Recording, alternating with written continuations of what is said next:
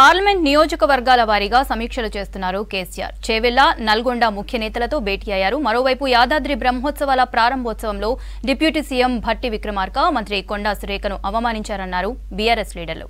రేపు కరీంనగర్లో నిర్వహించే బీఆర్ఎస్ భారీ బహిరంగ సభలో నాయకులకు, కార్యకర్తలకు దిశానిర్దేశం చేయనున్నారు గులాబీ బాస్.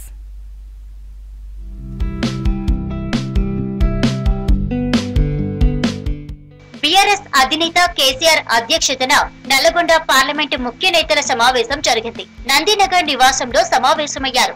లోక్సభ ఎన్నికలు దగ్గర పడడంతో ఎన్నికల వ్యూహాలు, టికెట్ ఖరారుపై మంతనాలు జరిపారు. ఎంపీ ఎన్నికల్లో మెజార్టీ సీట్లు సాధించేందుకు పార్టీ నేతలంతా కలిసి పనిచేయాలని పిలుపునిచ్చారు కేసీఆర్. ఆ తర్వాత చేవెళ్ల లోక్సభపై సమీక్షించిన కేసీఆర్ పలు కీలక సూచనలు జారీ చేశారు. ఈ సమావేశానికి రంజిత్ రెడ్డి డుమ్మా కొట్టడం సర్వత్రా ఆసక్తి రేపుతోంది.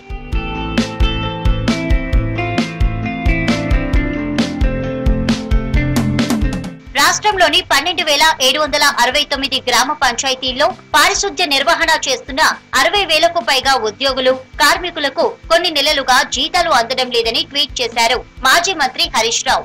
గ్రామ పంచాయతీ ఉద్యోగులు అనేక ఆర్థిక ఇబ్బందులు ఎదుర్కొంటున్నారు. పేద వర్గాలకు చెందిన వారి కష్టాలను అర్థం చేసుకుని రాష్ట్ర ప్రభుత్వం వెంటనే వేతనాలు చెల్లించాలని ట్విట్టర్లో డిమాండ్ చేశారు హరీష్ రావు.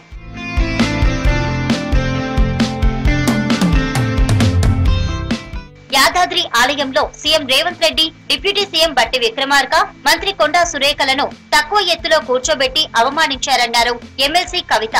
మహిళలకు 47% రిజర్వేషన్లతో ఉద్యోగాలు ఇచ్చామని సీఎం రేవంత్ అబద్దాలు చెప్పారన్నారు. గురుకులాల్లో 85% రిజర్వేషన్లు ఇవ్వాలని కేసీఆర్ ఇచ్చిన జీవోను కాంగ్రెస్ ప్రభుత్వం రద్దు చేసిందని ఆరోపించారు ఎమ్మెల్సీ కవిత. వాళ్ళ మంత్రివర్గంలో మీరు చూడండి, రజకకు ఇప్పటి వరకు ఎవరు కూడా ఒక రజకకు రిప్రజెంటేషన్ లేదు. పెద్ద సామాజిక వర్గమైనటువంటి ముదిరాజుకు రిప్రజెంటేషన్ లేదు, ముస్లింస్కి లేదు, ఎస్టీ లేదు, ఇప్పుడు మంత్రి ఒక్కరు కూడా, యాదవ లేదు, కుర్మ లేరు, విశ్వబ్రాహ్మణులకు లేరు, ఒడ్డెర లేరు. ఇట్లా అనేక అంటే పెద్ద పెద్ద సంఖ్యలో ఉన్నటువంటి ఈ సమూహాలను రిప్రజెంట్ చేయడం కానీ, వారికి సంబంధించిన అంశాలు చెప్పేటటువంటి వాళ్ళు కానీ లేరు అంటేనే మీ ప్రభుత్వం యొక్క సామాజిక దృక్కోణం ఏంది, మీరు వ్యవహరిస్తున్న శైలి ఏందన్నది చాలా స్పష్టంగా అర్థమైతా ఉన్నది. మరి అంతేగా రాష్ట్రంలో రైతాంగ సమస్య తీవ్రంగా ఉందన్నారు మాజీ మంత్రి పొన్నాల లక్ష్మయ్య.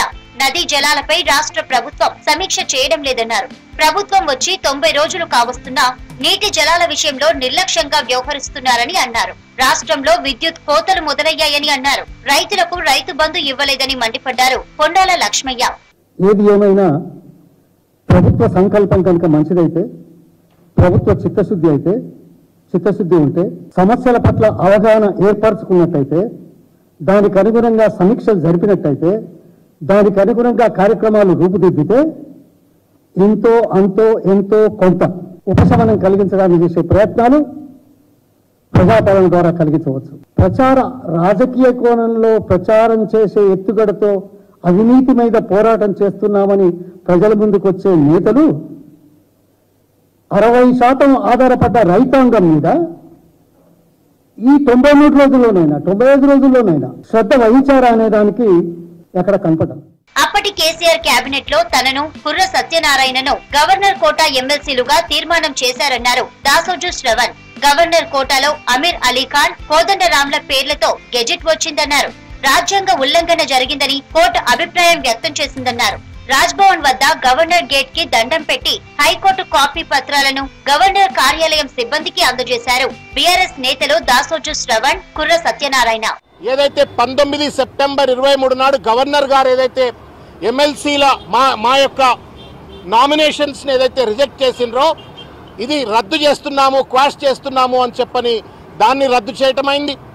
అదేవిధంగా కోర్టులో పరిశీలనలో ఉన్నటువంటి ఒక సందర్భంలో, కోర్టులో కేసు పెండింగ్లో ఉన్న సందర్భంగా ఈ ప్రస్తుత ప్రభుత్వం ఏదైతే ప్రొఫెసర్ కోదండరాం గారిని, అమీర్ అలీ ఖాన్ గారి యొక్క పేర్లను మళ్ళా ప్రతిపాదిస్తూ పంపిందో, తర్వాత గెజెట్ ఏదైతే తీసుకొచ్చినారో వాళ్ళు నియమిస్తూ అది కూడా ఇల్లీగల్ అంటూ దాన్ని కూడా రద్దు చేయటమైంది. ఇక కరీంనగర్ లో బీఆర్ఎస్ అధినేత కేసీఆర్ రేపు 2వ సభ నిర్వహించనున్నారు. ఎంపీ ఎన్నికల్లో కార్యకర్తలు అనుసరించాల్సిన వ్యూహాలపై గులాబీ బాస్ దిశానిర్దేశం చేయనున్నారు.